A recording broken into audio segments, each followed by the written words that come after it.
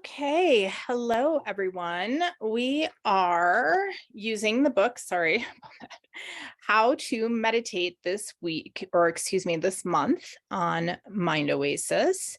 There is a topic that you can find in the meditation center. So you can navigate to the menu and go to topics, and you'll see that there is a topic, how to meditate. And in there, you'll find a link to join this series and to get the recordings, and also a link to purchase the book. And then our meditation guides in community meditation, no doubt, will be pulling from How to Meditate. So this week, I just want to kind of start with a little orientation, and we'll go from there. So just taking a good seat. And for some of us, we might not even know what that means. So let's go through taking a good seat. If you are in a chair, your feet are flat on the ground, sits bones rooted into the surface that you're seated on, crown extending towards the sky, a little tuck of the chin. This helps to bring your spine upright. Rolling up the shoulders and back, an opening of the heart. And then placing your hands with intention on the thighs in support of this open-hearted posture, not leaning forward, which is what happens when you put your hands on your knees. If you're crisscross applesauce, you might splay the flesh of your butt just to create a little bit closer connection with the surface that you're seated on. You would be welcome to lie down as well. And then I'm going to take you through the 3 lenses and the 5 senses, and then just a couple of words from Pema this week. And then next week, we'll dive into one of 5 points that she makes in her book, How to Meditate. And that's what we'll be going through for these 4 weeks. And then you're welcome to have your eyes open or closed. For this check-in, I prefer to have my eyes closed.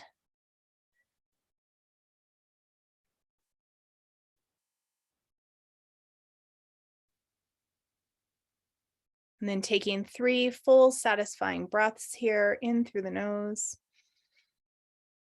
A little pause and an exhale. 2 more.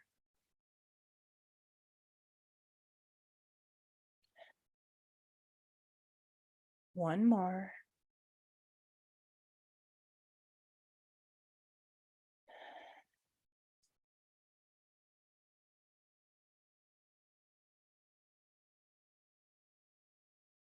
And then noticing how you're feeling physically today.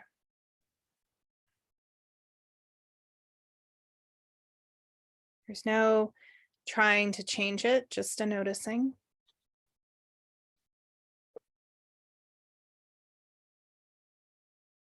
Noticing how you're feeling emotionally today.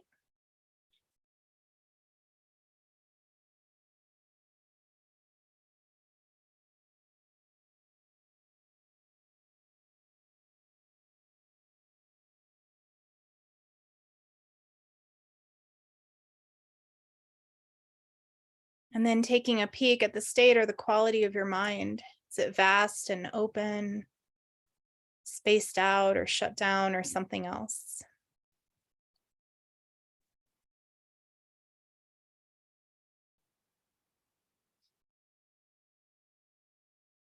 And then whether your eyes are open or closed, taking a moment here to notice the light and the dark, the shadow.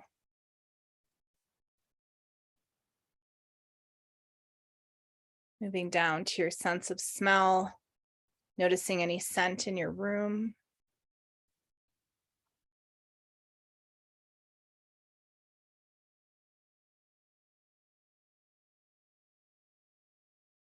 Noticing any taste in your mouth.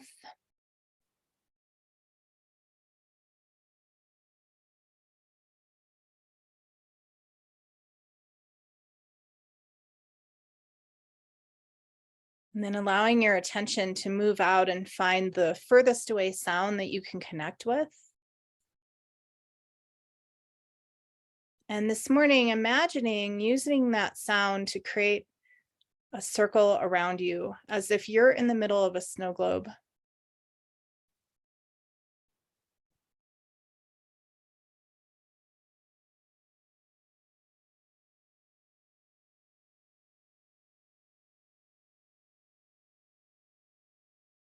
And then drawing your attention very close, perhaps even within, and noticing a sound there. Maybe your breath or your heartbeat.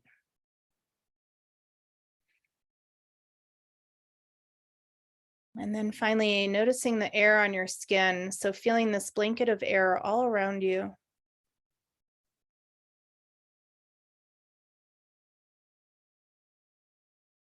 Taking a moment here to notice if there's any softening available of the belly, the jaw, and the backs of the knees.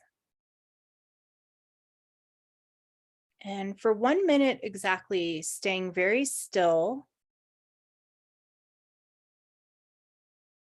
placing your attention on the movement of your belly as you breathe in and out,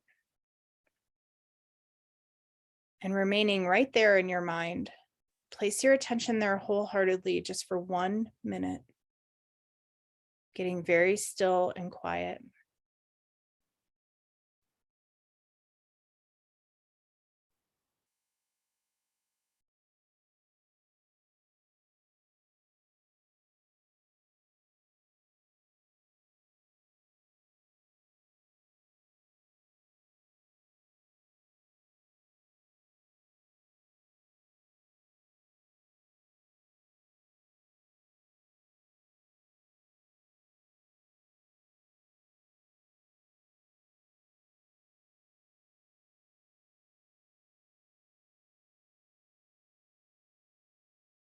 And then we'll come back out the way that we went in.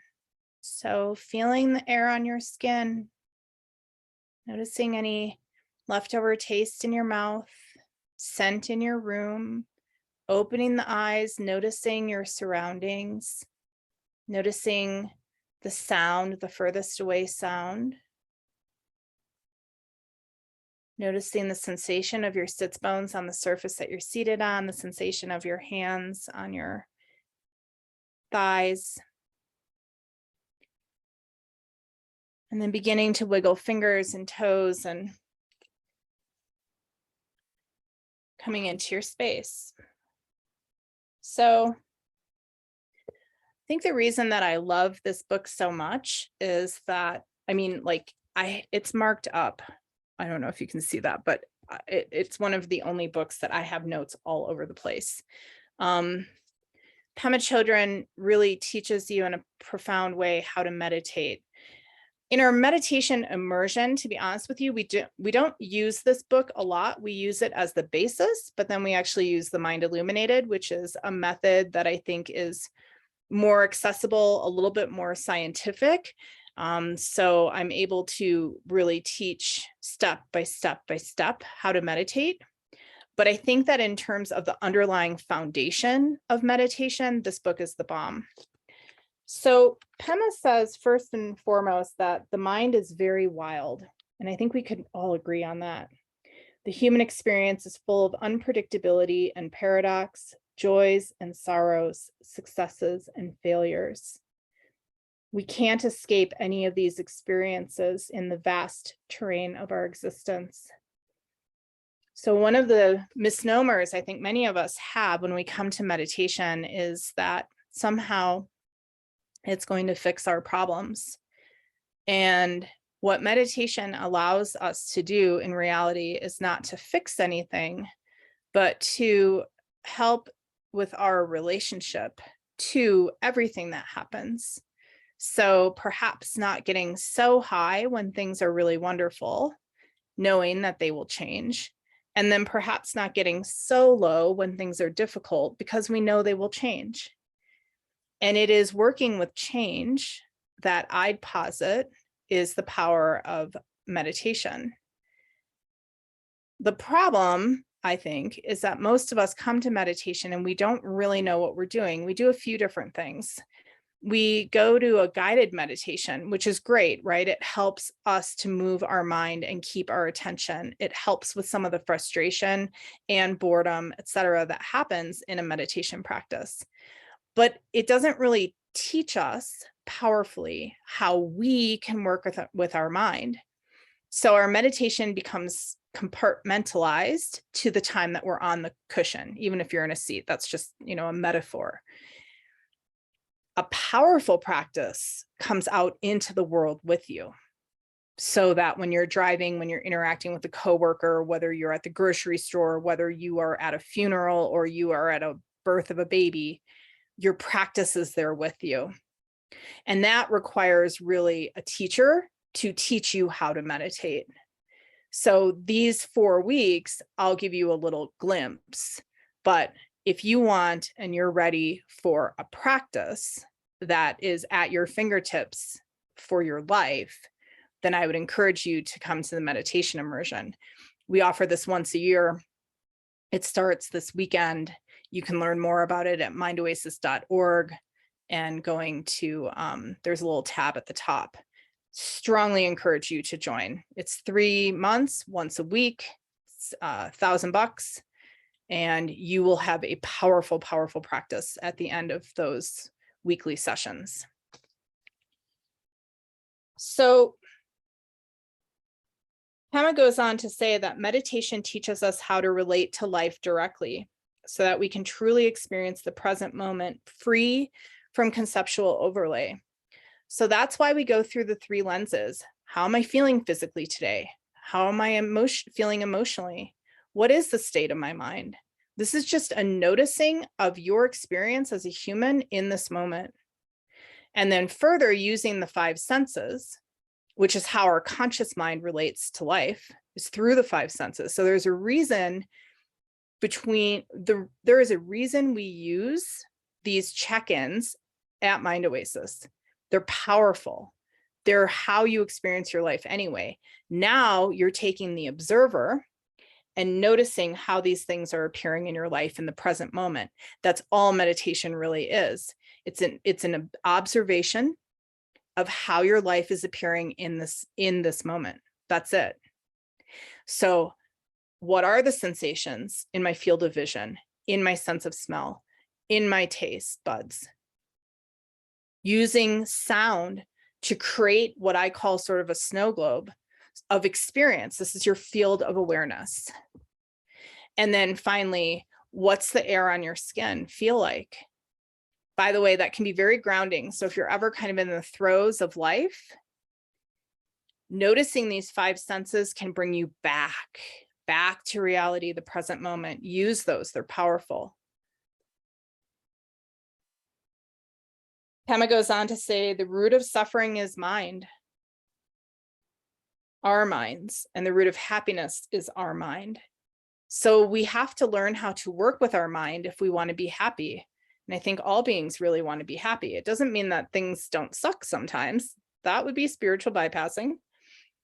It means, what can I do in any situation to bring happiness to my mind? It's a tall order. It's not for everyone, but you're here, so you must be curious. If you work with your mind, you will alleviate all the suffering that seems to come from the outside. That's a huge declaration by Pema. Working with our minds is the only means through which we'll actually begin to feel happy and contented with the world we live in. That's why meditation practices are so potent and important. And it's important that you learn them well and that you learn them from an expert. Our minds are creating our reality, right? How we experience our world. We want to have safe people teaching and helping us to learn how to guide our mind through attention and awareness practices.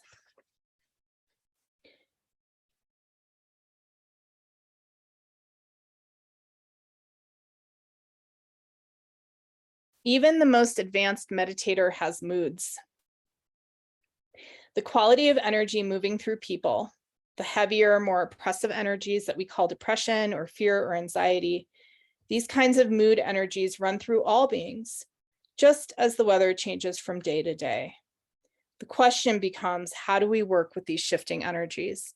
So all day long, we're experiencing varying levels of joy and disappointment and everything in between.